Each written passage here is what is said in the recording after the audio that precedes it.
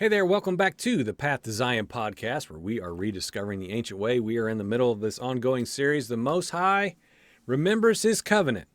And the more we talk about it, the more thankful I am that He is a covenant-keeping Elohim, that there is none like Him.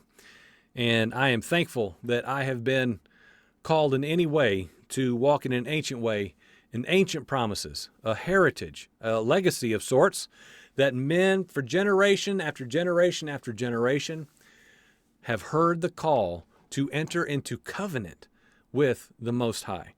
And so we have the most recent part that we just went over, in case you're following these in order, is we talked about the biblical example. We read, 10, 12 verses, texts, talking about how there are biblical examples, just a quick topical examination, that there are people who are heard by Yahweh, and there are people who He does not hear.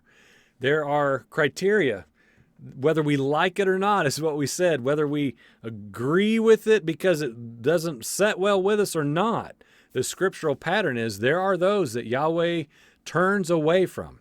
There are prayers that are an abomination. There are those that He says, call out to me, but I'm not coming. We have to face that whether we like it or not. And so what did we end that with? A challenge of sorts to make sure we're a humble, repentant people, that we understand who we are, not who we are, because that's one thing we're about to talk about in this piece of the series. I am convinced that we are entering an age where the people who don't think they have all of these demands that they are due and all these things that they think that they should get because of who they are in Jesus, or as a evangelical Christian American, or whatever rights we think we have. I really think that the real separator, a line of sorts, that is coming in greater measure are those who just say, I don't deserve anything. I don't deserve anything good from the Most High. Anything I receive is a gift from Him, yes, and my response will be in humility and holding it so tenderly as a merciful Creator has invited me into a covenant, and I want to do my part to remain in that covenant and to have evidence of my life of righteous deeds that give Him glory and exalt His great name.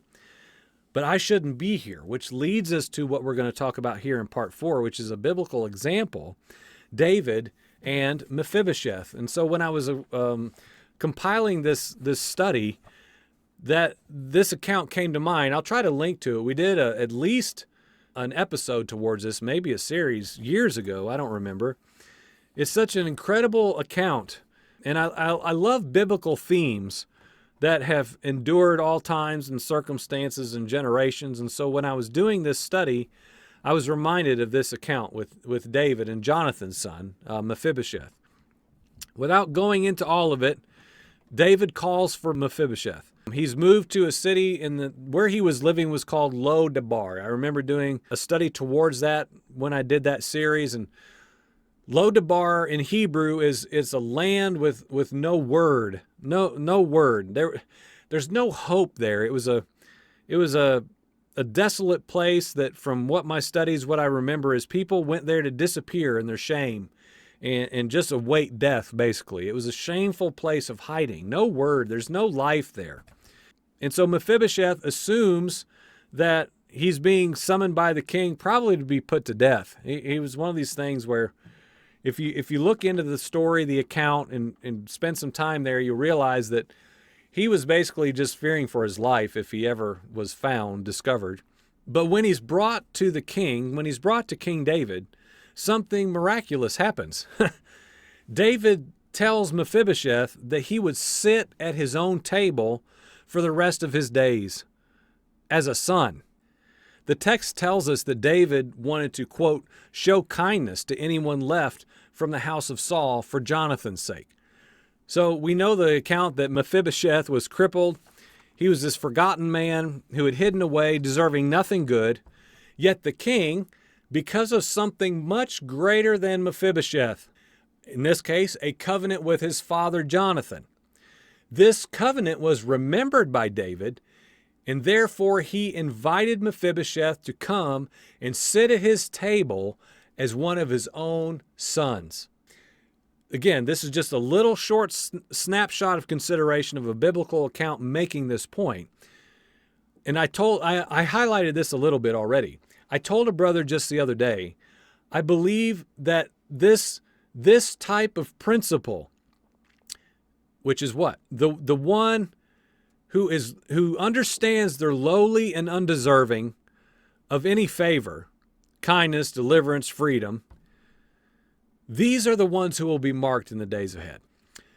The ones who realize that the only reason they're at the king's table is because of something, to highlight a point we named earlier, because of something much bigger than them. Something that wasn't about them really at all. It was about something much bigger and much greater that they were inheritors of. Okay? People who boast in who they are in Jesus and always declare what they deserve because of what they've done in their own selves as God's favorite. You've heard that before. I think that they're going to have their prayers maybe hard to hear if we follow the biblical pattern based on what we've been looking at in this series. I'm not sure their prayers will make it to the ears of the Most High. Because when we start thinking about examples of individuals like David and Jonathan and Mephibosheth and Yahweh and the Hebrews and Moses and Abraham, Isaac, and Jacob, there's so many more components going on than just a bunch of individuals. There's so much more going on, friend, that I hope we see as we journey through this. In great mercy, Yahweh looked down and saw his people's affliction in our primary text in Exodus. His ears heard their cry of oppression. He was aware of their sorrows. Yahweh initiated what we know came to pass, and he came down to stick to the David and Mephibosheth. Why? We're told in chapter 3, verse 8, to bring them up. Yahweh came down to bring his people, his covenant people, up. All right? Just like this account with David, the king initiates a pursuit of the lowly one and brings them up to his table as one of his own family members, as one of his sons. An undeserved place of honor, to be clear. One that is not about them, but rather because of a covenant that long preceded them. I think if we crack open the door and we peek into this account of David and Mephibosheth and him honoring a covenant with his father Jonathan, we get a little bit of a peek into what I'm trying to present here, which is we are an undeserving people, friend. We should not even be anywhere near the table. We should not be in the gates. We should not be in the wilderness beside the city where the gates are. But Yahweh, because he is a covenant, he desires a covenantal people. We have been invited to come in. Now, the whole thing, I shared this the other day with some dear friends, and I kind of got off about like thinking about the clothing requirements of the parables Yeshua was talking about, and the wedding feast and the banquets, and there's endless things, friend. There's endless things we can talk about from the Word to make these points that we're bringing out here in this study. So please pay attention again to Exodus chapter 2 in light of what we're talking about right here to make this point clear. Elohim heard their groaning. Elohim remembered his covenant with Abraham, Isaac, and Jacob. And the primary reason that Yahweh heard and responded to their cry of distress was because of his covenant between himself and his people. We have been told, again, to be redundant because this is something we've got to hear in this Christian age we live in. Jesus loves you so much, individually. Personal salvation, personally free from sin, personally indwelled by Jesus, Holy Spirit, personal callings, personal giftings. Friend, no. This is not biblical. Even if we use Mephibosheth as a snapshot example and we set him up here in the limelight, we can say, but look, don't you see? David made it all about him. He brought him from Lodabar to his dwelling, set him at his table, say he'd be just like one of his sons. See, it's all about him. Friend, I'm saying if that's what we've arrived at, I have not made my point at all in this series. My point is we received the blessing of a covenant, but it is not because of us. It's not because of us. In our vantage point in location, we could say it's about several things. It's about the incredible work of the Son of the Most High, Yeshua, who came and perfectly obeyed and submitted his will to the utmost so that we can be in the line and lineage. How long would it take us to explain all of this? But let's just simplify. We have been invited to an ancient covenant that spans all of time.